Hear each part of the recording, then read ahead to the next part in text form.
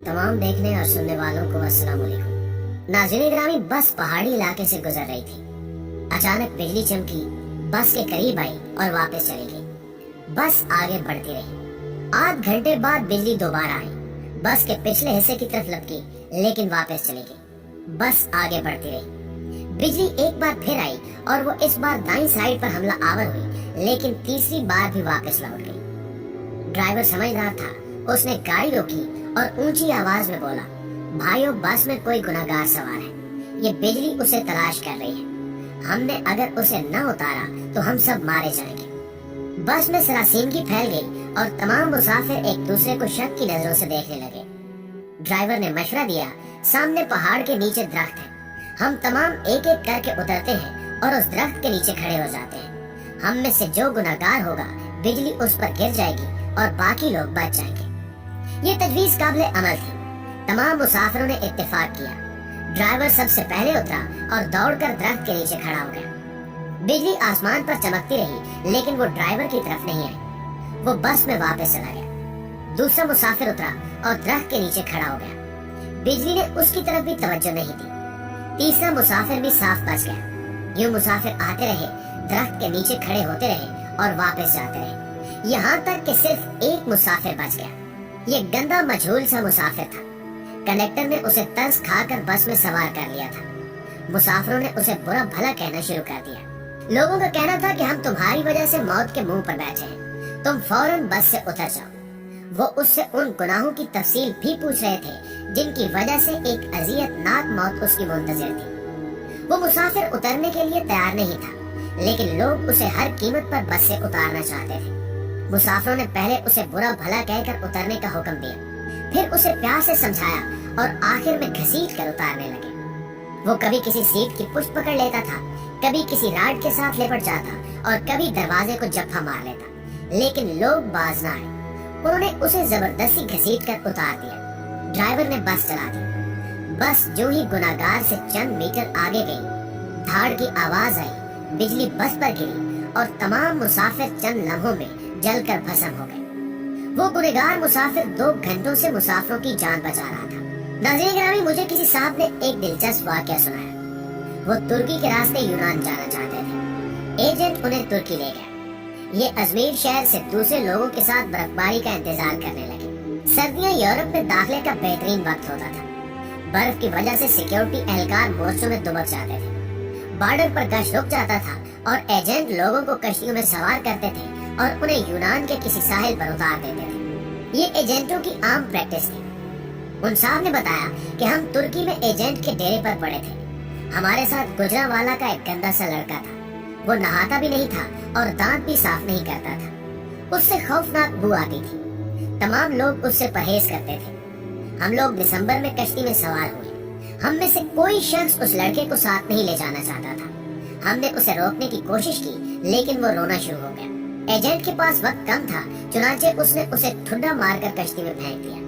कश्ती जब यूनान की हदूद में दाखिल हुई तो कोस्ट गार्ड एक्टिव थे। यूनान को शायद हमारी कश्ती की मुखबरी हो गई थी। एजेंट ने मुख्तलिफ रास्तों से यूनान में दाखिल होने की कोशिश की, मगर हर रास्ते पर कोस्ट गार्ड थे। इस दौरान उस लड़के की तबीयत खराब हो गई। वो उल्टियां करने लगा।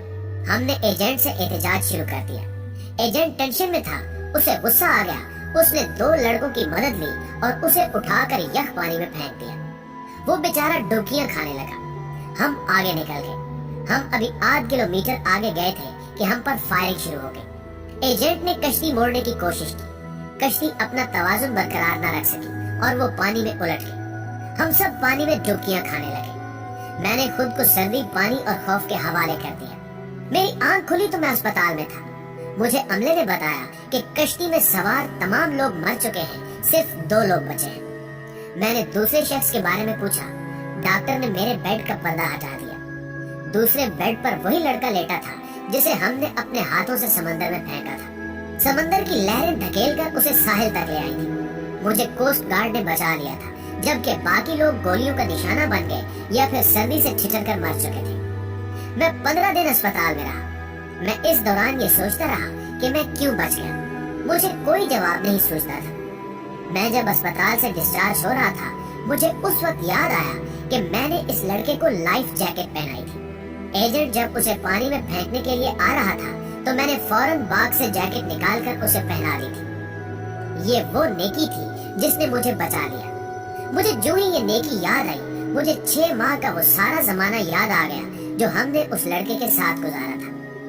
हम न सिर्फ तुर्की में उसकी वजह से बचते रहे थे, बल्कि वो जब तक हमारी कश्ती में मौजूद रहा, हम कोस्ट गार्ड से भी महफूज रहे, यह पानी से भी और मौत से भी महफूज रहे। हमने जो ही उसे कश्ती से धक्का दिया, मौत ने हम पर अटैक कर दिया। मैंने पुलिस से दरखास्त की कि मैं अपने साथी से मिलना चाहता हूँ। पुलिस एहलकारों ने बताया कि वो पुलिस वैन में तुम्हारा इंतजार कर रहा है। मैं गाड़ी में सवार हुआ और जाते ही उसे गले लगा लिया। मुझे उस वक्त उसके जिस्म से किसी किस्म की बू नहीं आ रही थी। मुझे मालूम हुआ कि मेरे साथियों को उसके जिस्म से अपनी मौत की बू आती थी। ये उन लोगों की मौत थी जो उन्हें उससे अलग करना चाहती थी, और जो ही अलग हुए सब के सब मौत की आगोश में चले गए। नाज़रीन गिरामी, मेरे एक बुजुर्ग दोस्त जवानी में अरबपति थे, लेकिन उनकी जिंदगी का आखिरी हिस्सा उसरत में गुजरा। मुझे उन्होंने एक दिन अपनी कहानी सुनाई। उन्होंने बताया कि मेरे वालिद मिल में काम करते थे, गुजारा मुश्किल से होता था। उनका एक कजन माजूर था। कजन के वालिदैन फौत हो गए, उसके आगे पीछे कोई नहीं रहा। मेरे वालिद को तरस आ गया और वो उसे अपने घर ले आए। हम 5 बहन भाई थे, घर में गुर्बत थी और ऊपर से एक माजूर बच्चा सर पर आ गया। वालदा को वो अच्छे नहीं लगते थे, वो सारा दिन उन्हें कोसती रहती थी। हम भी वालदा की वजह से उनसे नफरत करते थे, लेकिन मेरे वालिद को उनसे मोहब्बत थी। वो उन्हें हाथ से खाना भी खिलाते थे और उनका बोल बराज भी साफ करते थे और उन्हें कपड़े भी पहनाते थे। अल्लाह का करना ये हुआ, हमारे हालात बदल गए। हमारे वालिद ने छोटी सी भट्टी लगाई, ये भट्टी कारखाना बनी और वो कारखाना कारखानों में तब्दील हो गया। हम अरबपति हो गए। 1980 की दहाई में हमारे वालिद फौत हो गए। वो चचा तरके में मुझे मिल गए। मैंने उन्हें चंद माह अपने घर रखा, लेकिन मैं जल्द ही तंग आ गया। मैंने उन्हें पागल खाने में दाखिल करा दिया और वो पागल खाने में रहकर इंतकाल कर गए। बस उनके इंतकाल की देर थी कि हमारा पूरा खानदान अर्श से फर्श पर आ गया। हमारी फैक्ट्रियां, हमारे घर और हमारी गाड़ियां, हर चीज नीलाम हो गई। हम रोटी के नवालों तक को तरसने लगे। हमें उस वक्त मालूम हुआ कि हमारे माजूर चचा हमारे रिज़्क की जमानत थे। हम उनकी वजह से मोहल्लों में जिंदगी गुजार रहे थे। वो गए तो हमारी जमानत भी खत्म हो गई। हमारे महल हमसे रुखसत हो गए और हम सड़क पर आ गए। प्यारे दोस्तों, ये तीनों वाक़यात आपके लिए हैं। हम नहीं जानते कि हम किन लोगों की वजह से जिंदा हैं, हम किन की वजह से कामयाब हैं और हम किन की बदौलत मोहल्लों में जिंदगी गुजार रहे हैं। हम ये भी नहीं जानते कि हम किसको बस से उतारेंगे, हम किसको कश्ती से बाहर फेंकेंगे और हम किसके खाने की प्लेट उठाएंगे, और वो शख्स हमारा रिज़्क, हमारी कामयाबी और हमारी जिंदगी साथ ले जाएगा। हम हरगिज नहीं जानते, लिहाजा हम जब तक उस शख्स को पहचान नहीं लेते, हमें उस वक्त तक किसी को बस, कश्ती और घर से निकालने का रिस्क नहीं लेना चाहिए, क्योंकि हो सकता है हमारे पास जो कुछ हो वो सब कुछ उस शख्स का हो, और अगर वो चला गया तो सब कुछ चला जाए, हम न रहे, मिट्टी का ढेर बन जाए। प्यारे दोस्तों, हमेशा की तरह मुझे उम्मीद है कि आज की ये वीडियो न सिर्फ आपको पसंद आई होगी, बल्कि आपके इल्म में खातिर इजाफे का बायस भी बनी होगी। अगर आज भी आप इस वीडियो में की गई बातों से इत्तेफाक करते हैं तो इस वीडियो को लाइक करते हुए अपने दीगर दोस्तों के साथ फेसबुक और व्हाट्सएप पर जरूर शेयर कीजिएगा। न्यूज चैनल पर नए आने वाले दोस्तों से गुजारिश है, अगर उन्होंने अभी तक हमारा चैनल सब्सक्राइब नहीं किया तो इसको सब्सक्राइब करते हुए साथ मौजूद घंटी के बटन को भी दबा दें, ताकि हर नई आने वाली वीडियो की नोटिफिकेशन आप तक बाकायदगी के साथ पहुंचती रहे। दोस्तों, आज की वीडियो में बस इतना ही। जल्दी हाजिर होते हैं एक नई मालूमाती, इल्मी और इंटरेस्टिंग वीडियो के साथ। तब तक के लिए अपना ढेर सारा ख्याल रखिएगा। अल्लाह हाफिज।